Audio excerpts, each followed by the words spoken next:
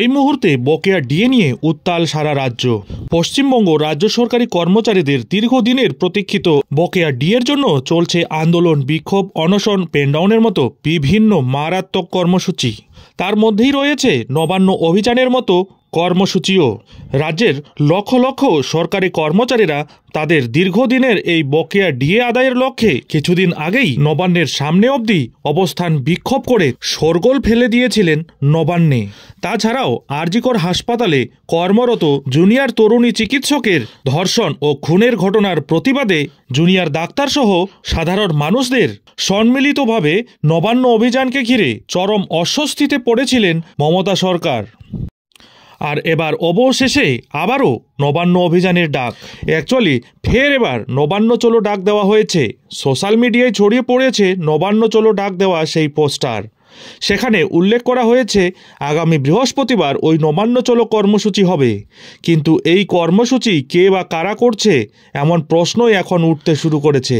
কারণ এর আগেও রাত দখল করার ডাক এভাবেই দেওয়া হয়েছিল। তারপর জানা যায় কারা নেপথ্যে রয়েছে এবং তাদের পরিচয় সামনে আসে। তবে এই কর্মসূচির ডাক কারা দিল সেটাও কিন্তু এখনও স্পষ্ট নয়। সেই পোস্টারকে সামনে রেখেই পিছনের মাথাদের জানতে এবার জনস্বার্থ মামলা করা হয়েছে কলকাতা হাইকোর্টে। একদমই ঠিক শুনেছেন। সম্পূর্ণ বিষয়টি ডিটেলসে আলোচনা করব। তার আগে চ্যানেলে নতুন হলে চ্যানেলটিকে সাবস্ক্রাইব করুন এবং বেল আইকনটি বাজিয়ে অল নোটিফিকেশন অন করে দিন এই ধরনের গুরুত্বপূর্ণ আপডেটগুলি ঠিক সময় মতো পেতে। আপনারা জানেন রাজ্যে এই মুহূর্তে চলছে গঙ্গাসাগর মেলা এবং আগামী 15ই জানুয়ারি শেষ হচ্ছে এই মেলা। আর ঠিক তার পরের দিনই ফের নবান্ন অভিযানের ডাক দেওয়া হয়েছে। ইতিমধ্যে ওই কর্মসূচির সমর্থনে সমাজ মাধ্যমে ঘুরছে একাধিক পোস্টার, কিন্তু নেপথ্যে কে বা কারা রয়েছে তা এখনও কিন্তু স্পষ্ট নয়। পুরো বিষয়টি খতিয়ে দেখতে খোঁজ খবর শুরু করল এবার রাজ্য পুলিশ। গঙ্গাসাগর মেলার শেষের পর সেখান থেকে ফিরবেন তীর্থযাত্রীরা। এরই মধ্যে নবান্ন অভিযান হলে আইন শৃঙ্খলার অবনতি হতে পারে বলে চরম আশঙ্কা করা হচ্ছে। এই বিষয়ে কলকাতা হাইকোর্টেও দায়ের হয়েছে জনস্বার্থ মামলা। আরজিকর ইস্যুকে সামনে রেখে গত 27শে আগস্ট ধুন্ধুমার বেঁধে যায় মহানগরীর বুকে। পশ্চিমবঙ্গ ছাত্র সমাজ ও সংগ্রামী যৌথ মঞ্চের নবান্ন অভিযানের ঘিরে রণক্ষেত্রের চেহারা নেয় গোটা কলকাতা। সম্প্রতি ছাত্র সমাজের নামে নবান্ন অভিযান কর্মসূচি অগ্নিগর্ভ হয়ে ওঠে। আক্রান্ত হয় পুলিশও। তাই এই কর্মসূচির অনুমতি না থাকলে আবার আইন শৃঙ্খলার অবনতির আশঙ্কা থাকছে। পরবর্তীতে এই ঘটনার জল গড়িয়েছিল কলকাতা হাইকোর্ট থেকে সুপ্রিম কোর্ট অবধি। এবার নতুন বছরে ফের নবান্ন অভিযান কর্মসূচির ডাক। সম্প্রতি নবান্ন চলো ডাক দিয়ে সমাজ মাধ্যমে পোস্টার ছড়িয়ে পড়েছে। আগামী বৃহস্পতিবার অর্থাৎ 16 তারিখ এই কর্মসূচি হওয়ার কথা রয়েছে। তবে কারা ডাকলো নবান্ন অভিযান, এই নিয়েই বিস্তর ধোঁয়াশা। কলকাতার বুকে নবান্ন অভিযানে নেতৃত্ব দানকারী কে বা কারা সেই পরিচয় জানতেই কলকাতা হাইকোর্টে এবার জনস্বার্থ মামলা দায়ের করলেন 65 বছরের ভরত কুমার মিশ্র নামের এক প্রবীণ ব্যক্তি।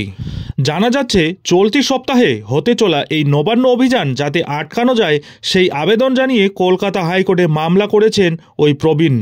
প্রধান বিচারপতি টি.এস. শিবজ্ঞানম এবং বিচারপতি হিরণময় ভট্টাচার্যের ডিভিশন বেঞ্চে এই মামলার শুনানি হওয়ার সম্ভাবনা রয়েছে বলে জানা গিয়েছে।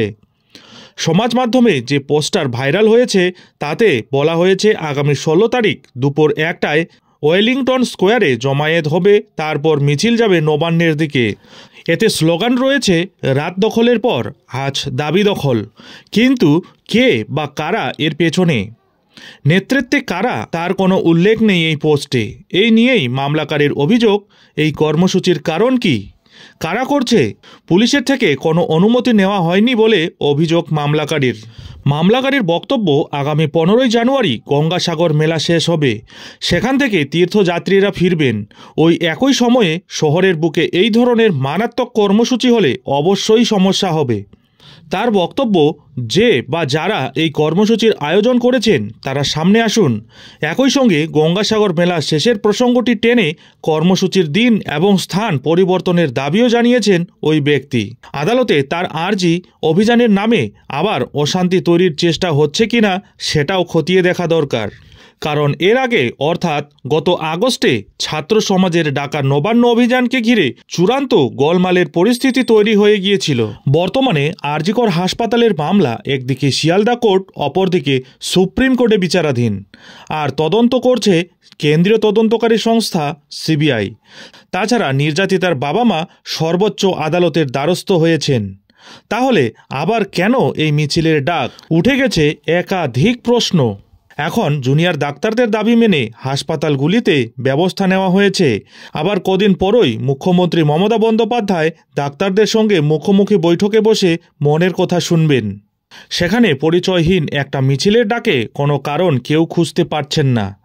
তাই এই কর্মসূচি ঠেকাতেই উচ্চ আদালতে জনস্বার্থ মামলা দায়ের করেছেন ভরত কুমার মিশ্র।